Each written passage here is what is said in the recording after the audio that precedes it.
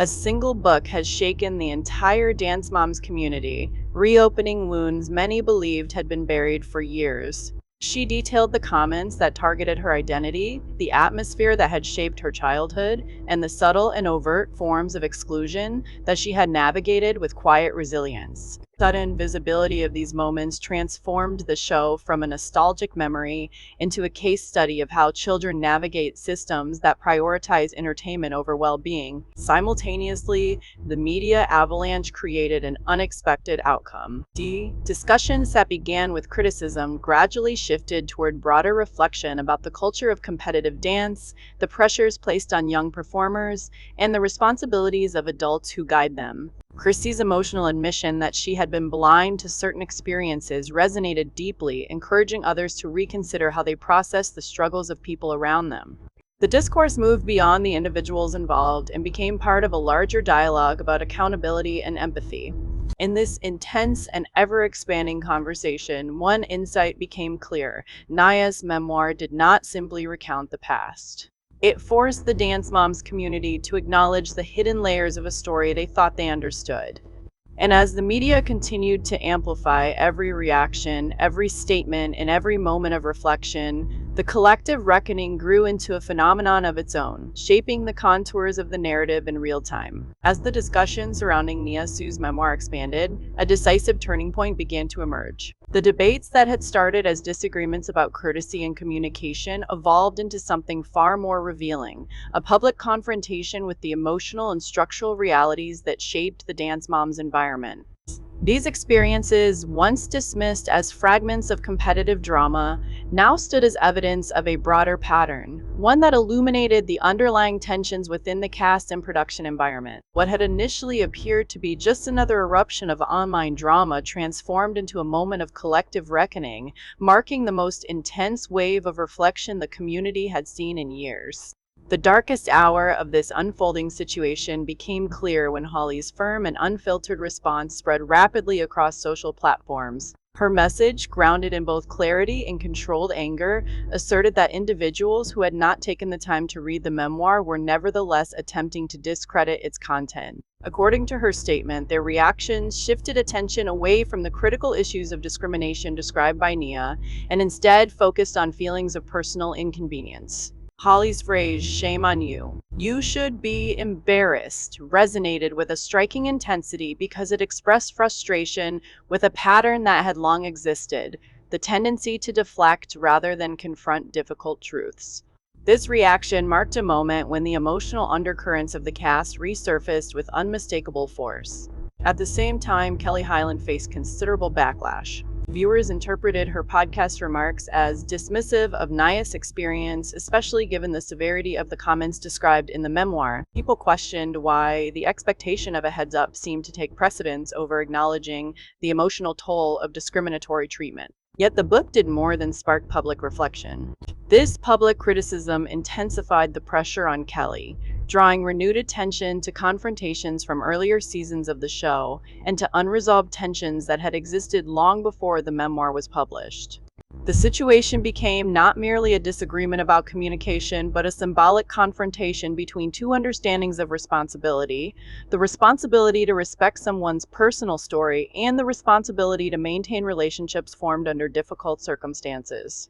The narrative reached its emotional climax when Christi released her YouTube video, which provided a contrasting response that significantly altered the trajectory of the discussion. Her tone, measured and reflective, demonstrated an awareness that had evolved over time. As she recounted her reaction to reading the memoir, she acknowledged her shock at the discriminatory comments Nia endured and admitted her sadness at having been unaware of them. This admission, presented without defensiveness, marked a breakthrough moment in the conversation. It showed that personal growth and accountability were possible even years after leaving the show. Christi's reflections on exclusion added an important layer to the emotional climax. She recognized that Chloe, her own daughter, had experienced moments of exclusion and loneliness, and she expressed regret that she did not fully notice similar patterns affecting Nia. She stated that each mother had been so focused on protecting her own child that she sometimes failed to see beyond the boundaries of her immediate world. It triggered intense reactions from those who had lived through the same years alongside Nia. This realization, delivered with sincerity, served as a mirror for many viewers, highlighting how easily people can overlook the struggles of others when consumed by their own challenges. The reference to the iPad incident deepened the emotional impact of Christie's commentary. She described the event as one of the most difficult scenes she had witnessed, noting the way the producer's actions seemed to prioritize damage control over genuine accountability. As she reflected on the distress shared among the children who were present, her comments underscored the emotional dissonance that permeated the environment. The moment illustrated how structural decisions could overshadow empathy and how the pressure of maintaining a successful show could obscure the needs of the young performers at its center. This portion of the conversation became a point of awakening for many viewers who felt compelled to reevaluate moments they had previously interpreted through the lens of entertainment. The clarity with which Christi acknowledged her past limitations revealed a capacity for growth that contrasted with the defensiveness of others.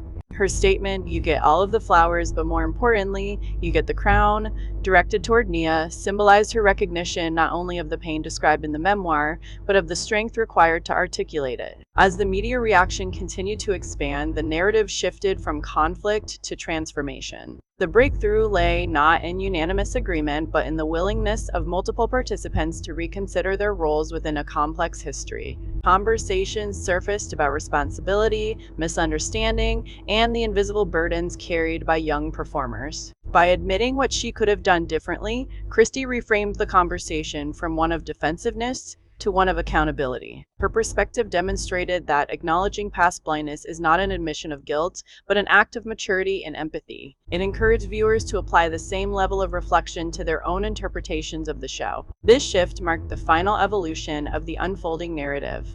What began as a dispute about communication transformed into a broader dialogue about responsibility, awareness, and the long-term consequences of environments shaped by pressure and inequality.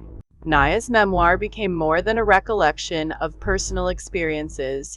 It became a catalyst for renewed recognition of the emotional complexities embedded in the dance mom's world. The climax of the conversation did not resolve every tension, but it illuminated the possibility of growth, understanding, and meaningful change. The discussions ignited by the release of Bottom of the Pyramid ultimately revealed something far more significant than a resurfacing of old disagreements. They illuminated the emotional depth behind a story that many believed they already understood, and they reminded the Dance Moms community that the experiences of young performers extend far beyond what appears on camera. Nia's memoir did not simply describe past events. It offered a window into the internal landscape of a child navigating an environment shaped by high expectations, intense pressure, and uneven systems of support. Kelly Hyland voiced frustration on a recent podcast episode, expressing disappointment that she and others were not informed ahead of time about being mentioned in the memoir. By choosing to articulate her journey with honesty and clarity, she invited readers to reconsider what it means to grow up within a structure that prioritizes entertainment over emotional well-being. One of the most meaningful outcomes of this public conversation is the recognition that no participant, whether mother or child, had a complete understanding of the environment at the time. Christi's admissions about her blind spots, Holly's unwavering commitment to Nia's truth, and even the defensiveness expressed by Kelly reflect the complexity of trying to interpret events that unfolded quickly, under stress, and within a system controlled by production decisions. The memoir has emphasized the importance of empathy, reminding viewers that lived experience cannot be measured solely through visible moments or edited footage. Each individual carried burdens that were often unseen, and the process of revisiting these memories has shown how important it is to acknowledge the difference between intention and impact. The aftermath of the memoir's release has also reignited discussions about structural issues within the entertainment industry, particularly the imbalance of contracts, compensation, and agency for young performers. Nia's description of limited financial compensation, extended contractual obligations, and restricted control over her own image speaks to broader challenges faced by minors in reality television.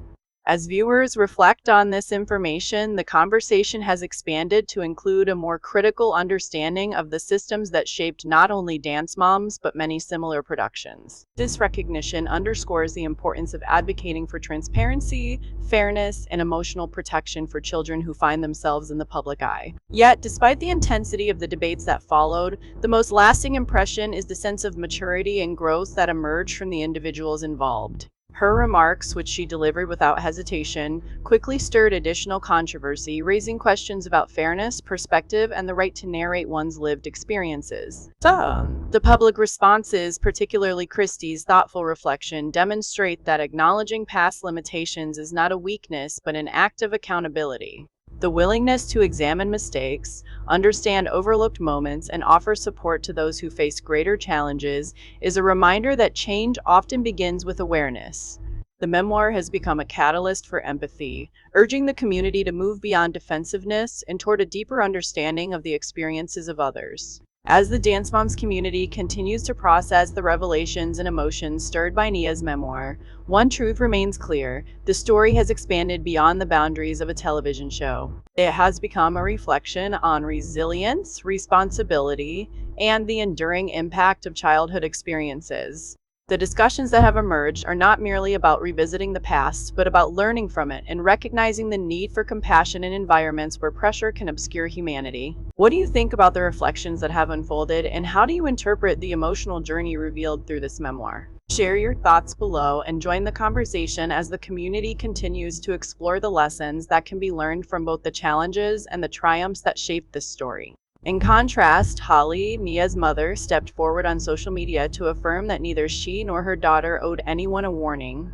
She emphasized that the book is not a collection of accusations, but a personal chronicle of growth, pain, and resilience, shaped by circumstances that others may not have witnessed. This clash of viewpoints signaled that the emotional landscape surrounding Dance Moms remains as complex as ever, with old dynamics resurfacing as each participant reckons with their memories. The release of Nias's memoir, Bottom of the Pyramid, did not arrive quietly. But behind the glamour and the excuses, what mechanisms are really driving this crisis? We will analyze every detail, from the initial mistakes to the irreversible damage, to see how the entertainment world works and how an icon is redefined. The emotional tremors that followed the release of Nias's memoir did not erupt from a single moment of surprise.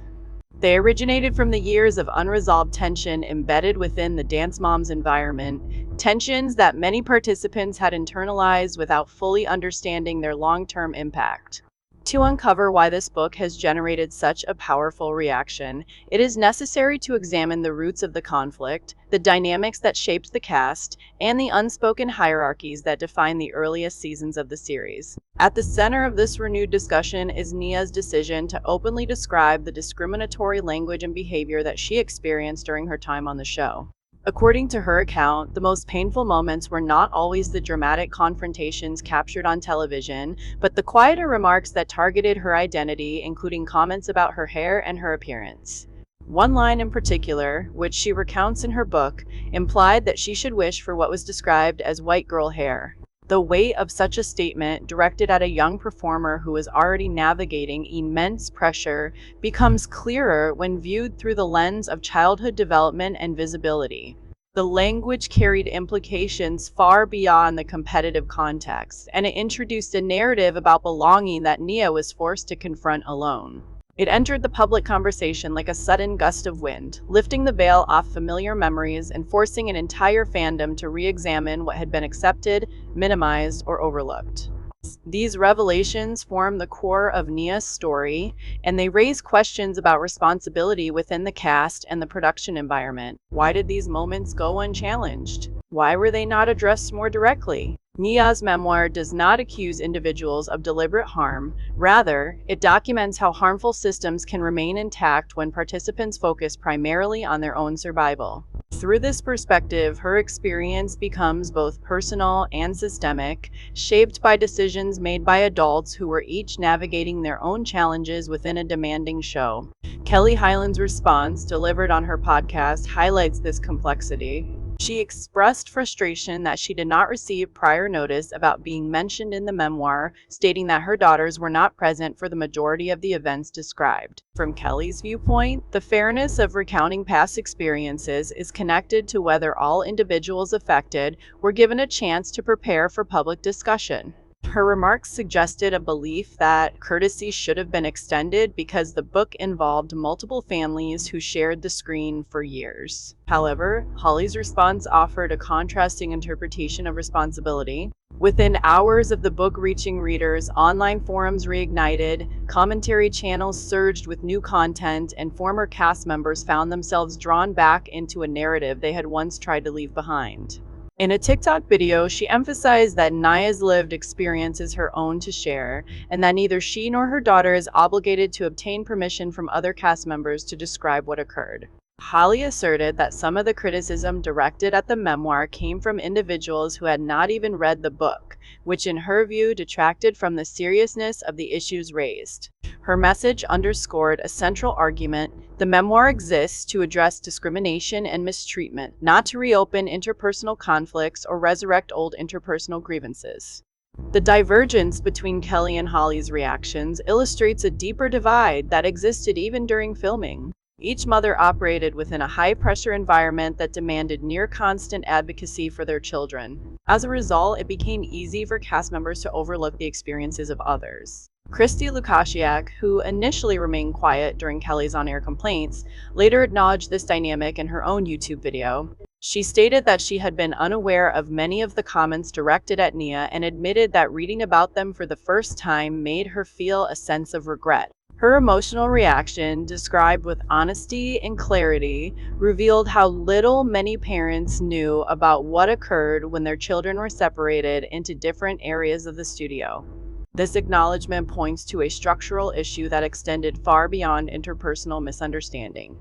The Dance Moms community, a space already known for loyalty, intensity, and complicated nostalgia, responded with a mixture of shock, validation, and defensive outrage. The studio environment, as described in the memoir and by other former cast members, operated through a division of space and control. Children often trained under pressure while parents waited in a separate viewing area, meaning not everyone saw or heard every interaction. The lack of full visibility created a fragmented understanding of the environment, and individuals frequently responded only to the events that directly involved their own children. Over time, this contributed to blind spots that allowed harmful patterns to persist. Another significant element in the root cause of the current conflict is the contractual framework that governed the earliest seasons of the show. Nia revealed that she and her mother earned less than $1,000 per week combined before taxes during their initial 6-week contract. The agreement granted them no rights to any of the content they helped create and allowed the production company to extend their commitment for up to 7 full seasons without any requirement to renegotiate. This financial imbalance is further highlighted by reported figures indicating that Abby Lee Miller earned approximately $20,000 per episode during the same period. These details illuminate a critical aspect of the tension between the so-called OG girls and dancers who joined later in the series. According to Christi, later cast members, including those who speak positively about their Dance Moms experience, operated under different contracts that offered more flexibility and better compensation. Many viewers stated that the revelations were disturbing yet unsurprising because they aligned with the uneasy moments they had sensed on screen. This distinction explains why some individuals look back on their participation with fondness while others recall intense stress and emotional strain.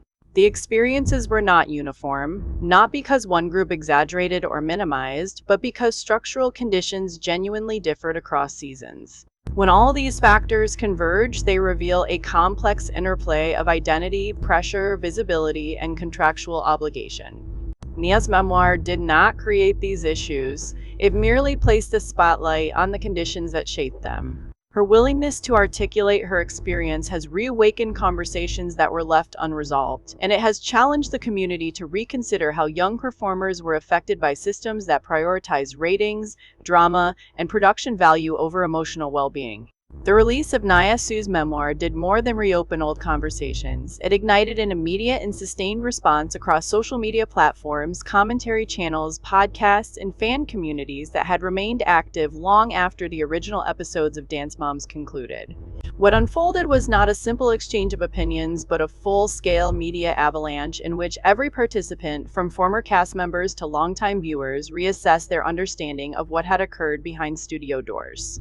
The public reaction became a powerful force of its own, shaping narratives and revealing the deep emotional ties that still bind the Dance Moms audience to the individuals who once appeared on the show. The initial wave of commentary focused on Kelly Hyland's remarks. Her podcast episodes circulated rapidly, prompting immediate discussion about whether her expectations were reasonable. Others expressed amazement at the emotional depth behind situations that had once been framed as entertainment. Many viewers argued that it was unnecessary for Nia to provide advance notice, emphasizing that personal memoirs are intended to document lived experience rather than seek approval from every individual involved. Others expressed sympathy for Kelly, suggesting that transparency among former cast members could have prevented misunderstanding. This divide reflected a familiar pattern within the fan base, where loyalty to specific mothers often influences interpretation of events. As this conversation unfolded, Holly emerged as a central voice in the evolving discourse. Her TikTok response expanded the scope of the discussion, redirecting attention to the themes of the memoir rather than interpersonal disputes. According to her statement, criticism of the book by individuals who had not read it distracted from the urgent issues of discriminatory behavior and emotional mistreatment. She emphasized that the memoir was not a collection of accusations, but a narrative shaped by Nia's personal truth.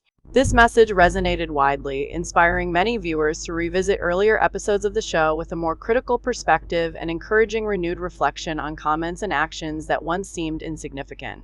While Kelly's comments drew intense scrutiny, Christi reaction added another layer to the unfolding media storm. Her initial silence during the podcast led many to wonder whether she endorsed Kelly's views. The contrast between what was televised and what was truly experienced became a powerful reminder that reality television rarely captures the entirety of reality. However, her subsequent YouTube video provided clarity and shifted public sentiment significantly. In the video, Christi spoke with a level of vulnerability and reflection that contrasted with the defensive tone of the podcast. She acknowledged that certain comments described in the book were deeply troubling, particularly the remark directed at Nia about her hair. She described the discomfort of realizing that she had been unaware of incidents occurring in the studio, despite being physically present in the building. This admission humanized her response and demonstrated that participants may have held incomplete understandings of the environment. Christi's discussion of the infamous iPad incident further amplified the media response. The event, which had been referenced in Kelly's lawsuit against Abby Lee Miller and the show's producers, resurfaced as viewers connected the dots between the allegations and the emotional landscape described in Nia's memoir. According to the legal complaint, producers allegedly distributed iPads to the girls the day after a racially insensitive remark had been made toward Nia. This gesture, presented as a gift, was interpreted as an attempt to deflect attention rather than meaningfully address the situation.